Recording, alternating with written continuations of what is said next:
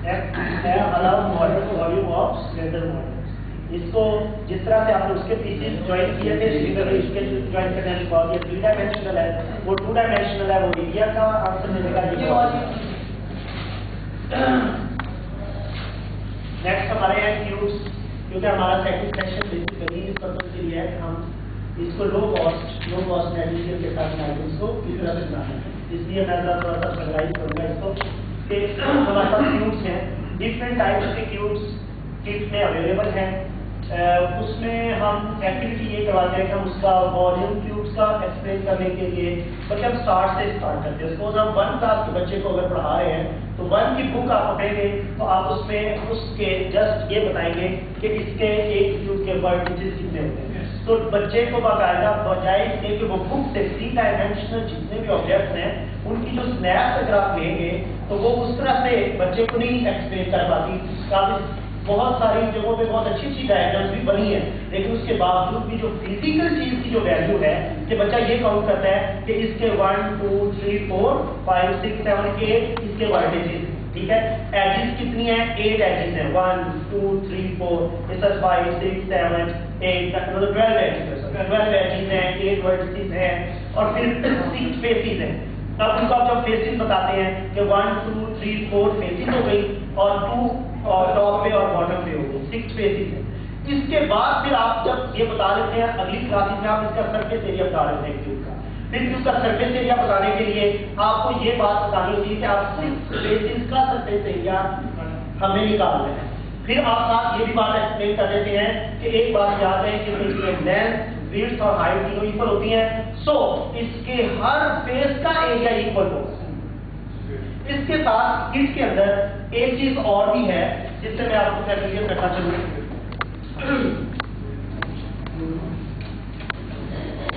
वो ये है कि जब आप उसको सरफेस एरिया बताएंगे बच्चों को कि सरफेस एरिया जो है किसी भी क्यूब का, तो हम फाइंड आउट करते हैं तो उसकी 6 फेसेस उनके सबके एरिया इक्वल होते हैं और उनकी शेप किस तरह की बनती है, या ये क्यूब जो मैन्युफैक्चर किया जाता है बुक्स के अंदर शेप्स बनी हुई है, लेकिन प्रैक्टिकल आप अगर बच्चों के सामने ये एक्टिविटी परफॉर्म करके दिखा देंगे तो देन बच्चों को पता चलेगा अच्छा इन पीसेस को किस तरह से फोल्ड किया जाता है तो देन क्यूब बनता है।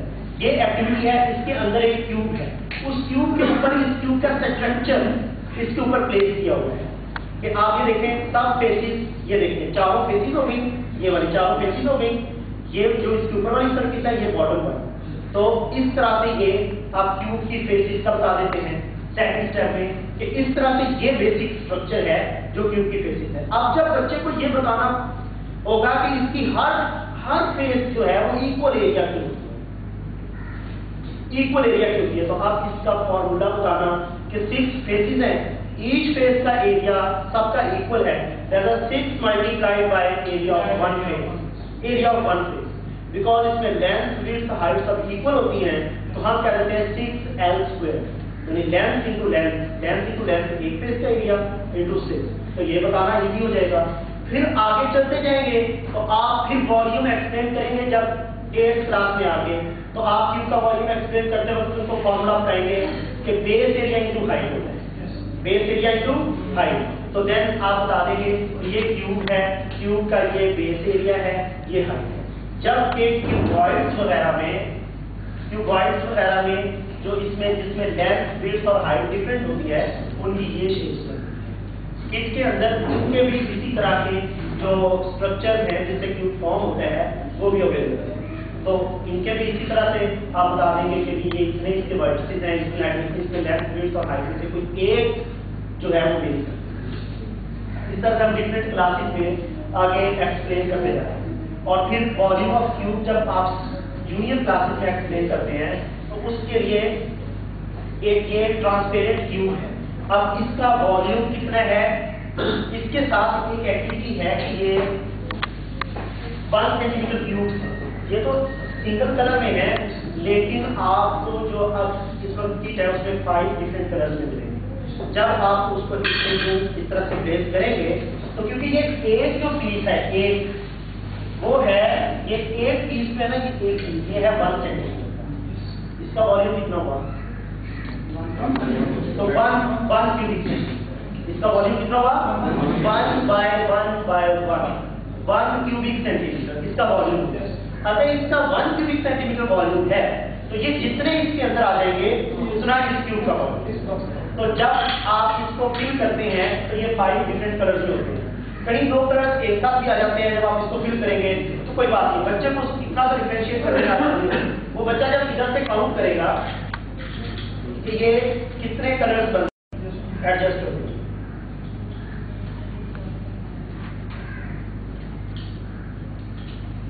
अब हम 1 2 3 4 5 बच्चे ऐसे काउंट करेगा। लेंथ इधर भी 5 आ जाएंगे और ऊपर भी 5 आ जाएंगे। उससे पता होगा कि इसके अंदर 125 आए हैं। तो इसलिए हम ये 125 अगर इसके अंदर आया है इसका वॉल्यूम है 125। तो फिर जनरली वो अपने माइंड में मेमोराइज कर लेगा कि असल में जब भी मुझे ये इसका वॉल्यूम फाइंड आउट करना हो तो मैंने 5 × 5 करना है, लेंथ × विड्थ × हाइट करना है। तो ये जूनियर क्लासेस के अंदर ये एक्टिविटी आप क्यूब एंड क्यूबॉइड के वॉल्यूम वगैरह के लिए आप इसको करवा। सिमिलरली हमारे पास ये वर्टिकल एंगल्स को मेजर करने के लिए ये डिस्क है जो नीचे डिस्क लगी हुई है, ऊपर दोनों मूवेबल स्टिक्स हैं कि ऑपोजिट एंगल्स इक्वल होते हैं। ये बताने के लिए उधर से भी बच्चा मेजर कर ले, इधर से भी मेजर कर ले, तो 2 लाइन्स जो इंटरसेक्ट कर रही हो उनके से जो ऑपोजिट एंगल्स बनते हैं वो इक्वल होते हैं। ये बताने के लिए चाहे वो इधर वाले और इधर वाले मेजर कर ले, उनके बिटवीन जो एंगल बन रहा है जो उधर बन रहा है वो। तो ये डिस्क भी इसमें किट में है। और इसके बाद सर्कुलर फ्रैक्शनल मॉडल है। इसमें काफी सारे कार्ड्स के साथ दिए होते हैं। ये मेरे पास यहाँ पड़े हैं, मैं साथ आपको कैलकुलेट कर दूँ।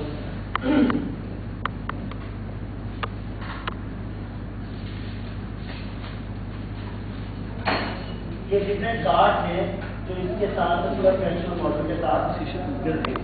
तो इसमें टीचर के पास काफी ज्यादा डिफरेंट कॉन्सेप्ट्स एक्सप्लेन करने की इसमें कैपेसिटी है कि ये एक मूवेबल, पीछे ही देख रहे हैं ये मूवेबल है, मतलब ये जो एक पोर्शन है वो मूवेबल है। ज्यादा अब ये अभी ये जो कलर है, ये कलर और ये कलर, इसका डिफरेंट होना, बहुत ज्यादा डिफरेंट होना बहुत, यानी इसमें बहुत कम डिफरेंस है इनके कलर। तो ये मैंने ही इनमें इंप्रूवमेंट करवाई थी कि ये कलर इतना डिफरेंट करते हैं इस कलर से, ये लाइट कलर हो ये डार्क हो, ताकि क्लियर पता चले कि 2 डिफरेंट सेक्टर्स बन रहे हैं। एक तो टीचर इससे बहुत सारे कॉन्सेप्ट्स, अब जितने मैं बयान करूंगा टाइम कंज्यूमिंग बात है। आप बच्चों को बताते जाए कि ये सेक्टर्स होते हैं, यहाँ पे सेमी सर्कल बन गया, अब सर्कल के अंदर ही सर्कल के अंदर ही यूज करना चाहते हैं, डिफरेंट एंगल्स का कॉन्सेप्ट देने के लिए यूज कर लें। उसके बाद परसेंटेज का कॉन्सेप्ट यूज करने के लिए आप इसको कर लें। टाइम का कॉन्सेप्ट यूज करने के लिए, टाइम का कॉन्सेप्ट एक्सप्लेन करना है तो आप डिफरेंट कार्ड्स जो हैं इसमें यूज करते जाएं। इसमें पाई चार्ट का इसमें डिफरेंट है, तो टाइम का है। फिर डेसिमल कि ये अगर सपोज हमने वैसे अगर कहा है कि ये हाफ हो गया है तो डेसिमल में वो 0.5 बनेगा। अगर हमने कह दिया है कि यहाँ तक इतने हो गया तो डेसिमल में उसको कैसे लिखा जाएगा, डेसिमल में, और फ्रैक्शन में उसको कैसे लिखा जाएगा। तो ये डिफरेंट कार्ड्स हैं जो बच्चे के सामने अगर आप एक्सप्लेन करेंगे वो इंटरेस्ट लेगा, इंटरेस्ट लेके वो अगर एक कॉन्सेप्ट के अंडरस्टैंड कर देगा वो भूलेगा नहीं कभी। नेक्स्ट हमारे पास है ये एक तो किट के अंदर जो ये आपको नजर आया है, ये है मैकेनिक बोर्ड, ये जो आपके सामने ये पड़ा है। अच्छा, ये जो पहले मैकेनिक बोर्ड है इसके अंदर ये ग्राफ नहीं बना हुआ। आपके वैसे नॉलेज के लिए है कि ये जो अभी हम हमारी इस्लामाबाद में एक मीटिंग हुई थी, ये कुछ वहाँ पे मौजूद थे, तो आपको याद होगा कि हमने वहाँ डिसाइड किया था कि मैकेनिक बोर्ड के ऊपर, मैकेनिक बोर्ड से एक ग्राफ बोर्ड होना चाहिए कि जिसके ऊपर डिफरेंट जो है आप कोई बुक उठा लें की सैमल की एज की जो ये इंफॉर्मेशन हैंडलिंग का चैप्टर है वो हर बुक के अंदर है। उसमें पाई चार्ट हर एक को उसमें बनाना पड़ता है, वो उसमें बार चार्ट के क्वेश्चन भी करवाने पड़ते हैं टीचर को। तो हमने इसी के ऊपर ही पहले जो मैकेनिक बोर्ड था इसके ग्राफ नहीं था। ये जो आपको नजर आ रही है ना लाइन्स लगी हुई, ये टेम्परेरी लाइन्स लगी हुई है अभी, तो क्योंकि अभी हमने डिसाइड किया था वहां पे, तो वो किट अभी थोड़े दिनों में उसकी मीटिंग होगी फाइनल। ये प्रोटोटाइप अभी बनाया है कि ताकि इसी को यूज करें, छोटे छोटे स्क्वायर्स हैं और क्यूब्स हैं जिनको यूज करके तो टीचर्स को बार चार्ट समझा सकते हैं।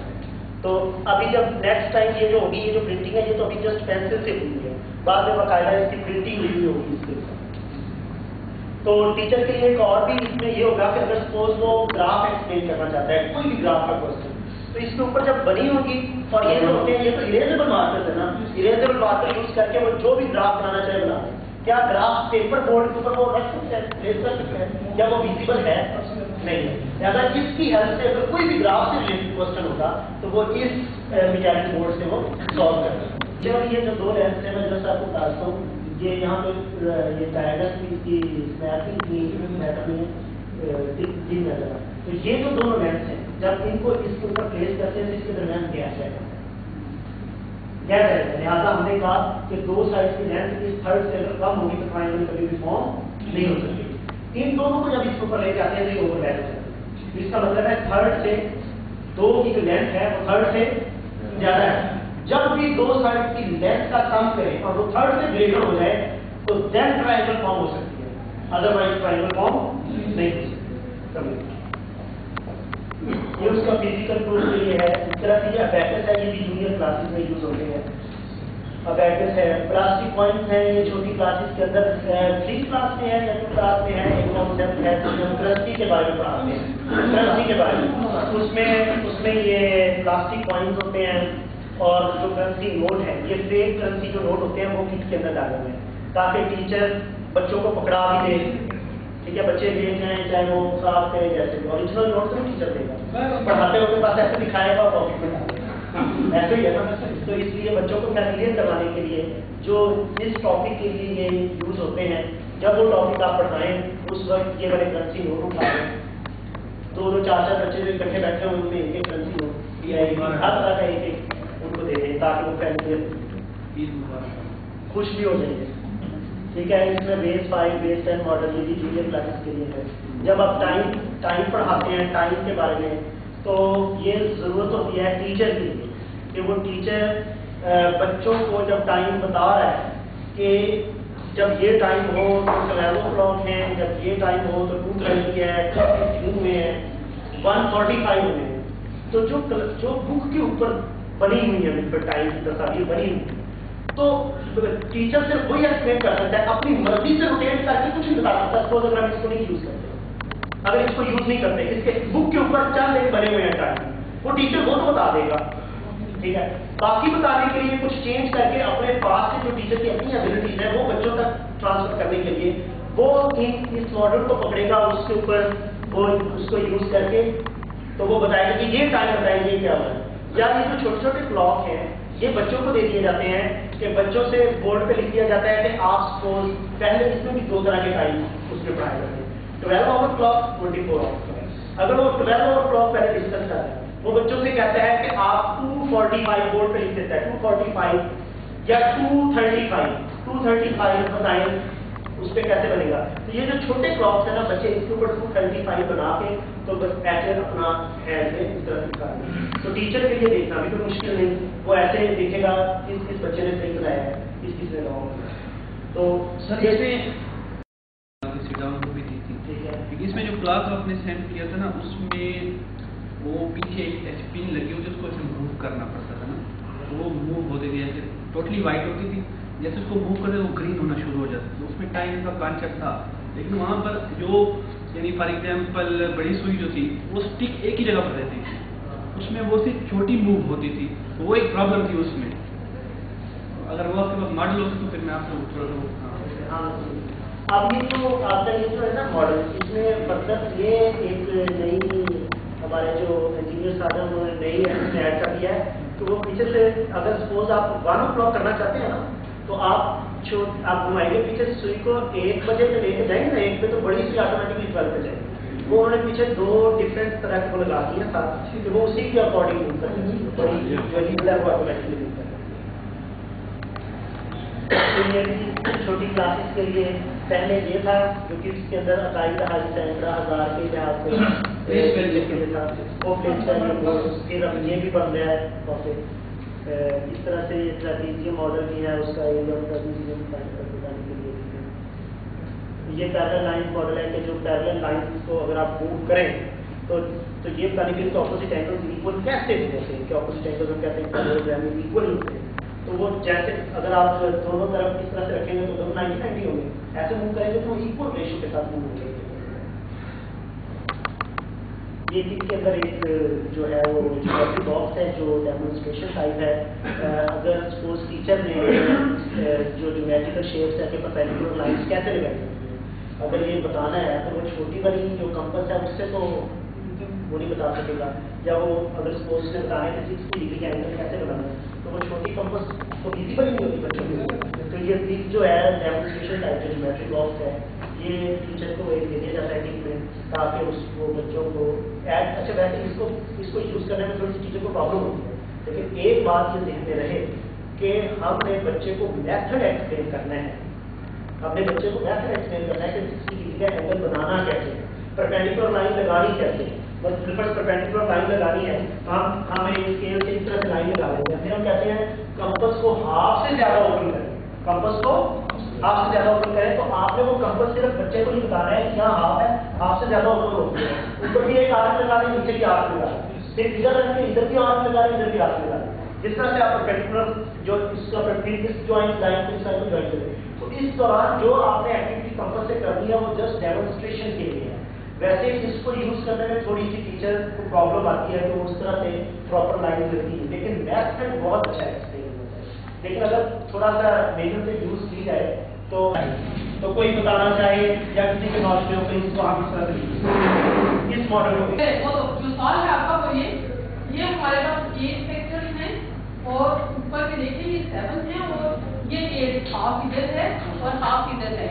तो दायरे के सेक्टर से जो है बनी हुई मुस्ततील की लंबाई, तो टोटल दायरे का जो सर्कमफेरेंस है दैट इज 2πr और हाफ पोर्शन ऊपर है हाफ नीचे है दैट इज हाफ 2πr। और ये हमें पता है कि ये जो है ये सारा जो उसका एक सेक्टर की लेंथ है वो रेडियस के बराबर है, क्योंकि 2 सेक्टर मिलाए तो डायमीटर बढ़ जाता है, तो that is equal to nought. तो आम जो फार्मूला होगा वो मुस्ततील की लंबाई दर मुस्ततील की चौड़ाई, तो कैलकुलेशन आ जाएगी।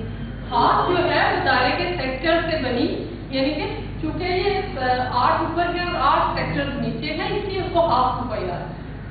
तो वो हमारे पास हमने यूं मुस्ततील का जो कॉन्सेप्ट हमारे पास था उसकी मदद से हमने पहले सर्कल भी बनाया और सर्कल का मोबाइल का मैं बता के 2πr है और उसकी मदद से हमने मुस्ततील की शक्ल दी, क्योंकि इसके साथ हम बहुत अच्छे तरीके से क्लियर है। यानी वो 1 और 2πr यानी जो ऊपर वाले हैं ऊपर वो वाले एक पार्ट थे, हाँ वो बिल्कुल एक पार्ट सेम है, वही एक पार्ट थे, वो आपने हाफ उसको लिखे है और एक लिखी थी ना। जितने ज्यादा पार्ट में अप्लाई करेंगे उतना ज्यादा वो उसका बिल्कुल वो सही एक्यूरेट होता जाएगा, मिनिमाइज होता जाएगा। ये मैं प्रैक्टिकली करवाते नहीं हूँ तो इसलिए मुझे इसका आइडिया है। Anyone else who can explain better our EP model को for some other topics अगर कोई टीचर यूज करना चाहे तो कोई बताना चाहे या किसी के नॉलेज में हो तो इसको आप इस तरह से इस मॉडल को जी ये सर्कल जो है ठीक है, सर्कल से तो हमने अपने आप को बाखबर किया, लेकिन इसकी मदद से सर ने भी बताया था कि गुड से क्वेश्चन सिर्फ ज्योमेट्री में नहीं, इसके अलावा ये जो फ्रैक्शंस हैं और परसेंटेज है उसमें भी हम इनसे काम ले सकते हैं।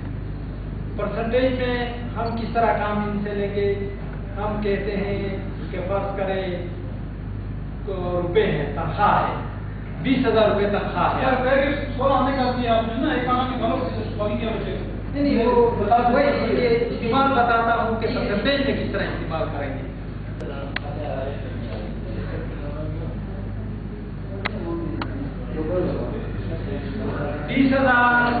फर्ज करें आप लोगों की अब ये टीवी आपको मिल रही है, इसको आप इस डायग्राम के जरिए हम इस तरह हल करने जा रहे हैं कि फर्ज करें ये क्वेश्चन है, तो इस ये सर्कल है, ठीक है, तो सर्कल है, सर्कल को हमने क्या किया है दो नोड में हमने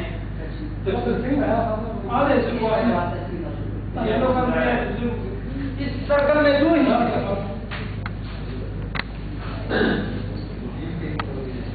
टोटल 2 हिस्से हैं इस सर्कल के, 2 हिस्से हमें हम आधा चाहिए, ये हिस्सा चाहिए, तो ये हिस्सा 20,000 है।